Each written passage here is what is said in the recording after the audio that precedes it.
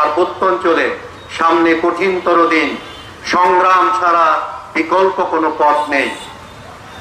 সামনে যে সময়টা আসছে এই সময় খুবই বৈরী সময়, আমাদের পক্ষে না কিন্তু এই সময়টা।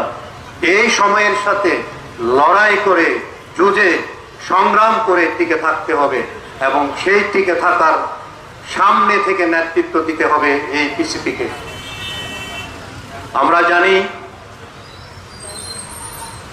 জানি যে আমাদের দীর্ঘ সশস্ত্র বিপ্লব সংগ্রামের মধ্য দিয়ে এই জনসংহতি সমিতি একটি পার্বত্য চুক্তি করতে পেরেছিল। এই পার্বত্য চুক্তি এই পার্বত্য অঞ্চলের সাধারণ মানুষের, এটা শুধু আসলে পাহাড়িদের নয়, যারা শান্তিপ্রিয় বাঙালি তাদেরও কিন্তু এই পার্বত্য চুক্তিটা তাদের জন্য কিন্তু সহায়ক ছিল।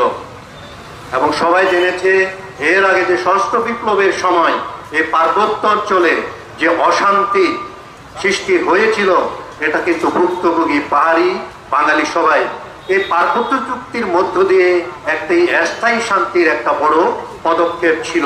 কিন্তু আমরা কি দেখি, এই পার্বত্য চুক্তি বাস্তবায়নের ক্ষেত্রে সরকারের যে গড়িমসি, যে আওয়ামী লীগ সরকার তারা এই চুক্তি করেছিল, দীর্ঘ 28 বছরে তারা এই চুক্তির মূল ধারাগুলো তারা বাস্তবায়ন করার জন্য প্রয়াসী হয়নি। তারা এই সমস্যাগুলোকে জটিল থেকে জটিলতর করার সুযোগ দিয়েছে।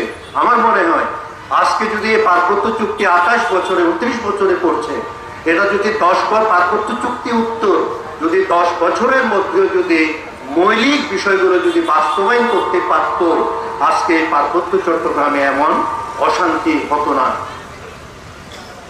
তো আমরা মনে করি যে বিএনপি সরকার, জিয়াউর রহমানের সরকার 1982 সালের দিকে যে এখানে যে সেটেলারদের এই পার্বত্য অঞ্চলে বসবাস করার যে সুযোগ করে দিয়েছিল, এটার একটু সমূহ ষড়যন্ত্র ছিল।